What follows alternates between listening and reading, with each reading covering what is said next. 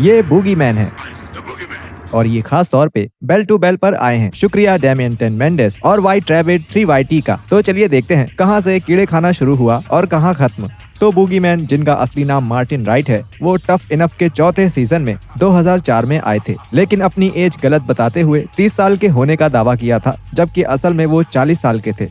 इसके बावजूद उन्हें ट्रेनिंग के लिए WWE की developmental territory Ohio valley wrestling में बुलाया गया। 2005 में रॉ पर प्रोमो दिखना शुरू हो गए, जिसके बाद में स्मैकडाउन में डाल दिया गया और इससे बूगी मैन के डेब्यूट के लिए जनता के बीच उत्सुकता बढ़ती गई। स्मैकडाउन के 14 अक्टूबर के एपिसोड में ये पता चला कि प्रोमो असल में UPN पर आने वाले नए शो के लिए था। ये वही नेटवर्क है जिस पर स्मैकडाउन आता है, लेकिन सेट पर कुछ अजीब सा हो जाने के कारण उन्होंने बूगी मैन को स्मैकडाउन पर लाने का फैसला किया। उनका अगला महीना काफी हद तक सिर्फ अलग अलग जगहों पर आने और अपने सर पर घड़ी फोड़ने में ही बीता, जिसके बाद दिसंबर में बूगी मैन को रिंग में आने का मौका मिला। 2 दिसंबर 2005 को स्मैकडाउन पर साइमन टीन को सिक्योरिटी जबरदस्ती रिंग तक लेकर आई और बूगी मैन ने अपनी एंट्री ली। धुएं, लाल रंग की लाइट्स और आग के बीच से बूगी मैन ने वही किया जो वो अभी तक कर रहे थे, मगर इस बार वो और डरावने दिखते रहे और साइमन डीन की फटी पड़ी थी। बूगी मैन ने कुछ कीड़े खाए और कुछ डीन पर फेंक दिए।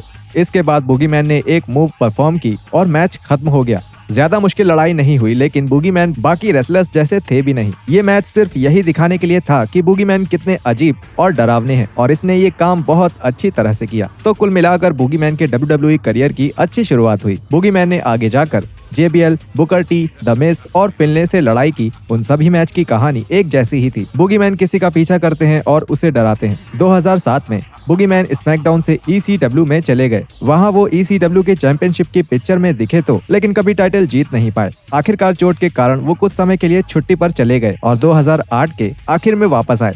इस बार वो कुछ खास असरदार नहीं दिखे और शायद इसी कारण से उन्हें WWE से रिलीज कर दिया गया। फुल टाइम WWE रेसलर के तौर पे उनका आखिरी मैच 3 मार्च 2009 को हुआ, जहां वो ECW में केन से हार गए। इसके बाद बूगी मैन को WWE में देखे हुए 3 साल से ज्यादा हो चुका था, लेकिन तभी दिसंबर 2012 में उन्होंने रॉ के इस्लामी अवार्ड्स एडिशन में आकर सबको चौंका दिया। वो पूरे साल में 1-2 बार देखे जाते थे, जो कि ज्यादातर छोटे स्टेज पर होता था, जैसा कि WWE का YouTube चैनल या फिर उनकी ऐप। लेकिन बूगी मैन का WWE में अब तक का आखिरी मैच उनके WWE से निकलने के 6 साल बाद खेला गया। 25 जनवरी 2015 के रॉयल रंबल मैच के दौरान ब्रे वाइट रिंग में अकेले थे और 7वें रेसलर के आने का इंतजार कर रहे थे और तभी बूगी मैन को देखकर सब चौंक गए। इस बार उनकी एंट्री पर उनके डेब्यूट की तरह धुआं नहीं था, जिसके कारण ये ज्यादा कूल नहीं लगा, लेकिन फिर भी ऐसे अजीब से किरदार की WWE में वापसी देखना काफी शानदार था। बूगी मैन रिंग में गए और उनके और ब्रे वाइट के बीच ज्यादा डरावने दिखने का कंपटीशन शुरू हो गया। बदकिस्मती से बूगी मैन कुछ ज्यादा नहीं कर पाए और ब्रे वाइट ने एक क्लोथ लाइन मारने के बाद बूगी मैन को रिंग के बाहर फेंक कर एलिमिनेट कर दिया। वो 1 मिनट भी नहीं टिके और बेशक वो जीतने नहीं वाले थे और न ही मैच में कोई बड़ा रोल निभाने वाले थे, पर फिर भी बूगी मैन को थोड़ा ज्यादा समय देखना अच्छा लगता। कुछ भी हो, ये काफी अच्छा सरप्राइज था। उसके बाद से बूगी मैन ने WWE में कभी कभी आना जारी रखा, जिसमें सबसे यादगार था रॉ के 25th एनिवर्सरी पर उनका आना। हो सकता है कि हम बूगी मैन को आगे भी WWE में देखते रहें और मुझे उनको एक और मैच में देखकर कोई हैरानी नहीं होगी। हो सकता है वो अगले रॉयल रंबल में फिर से आ जाएं।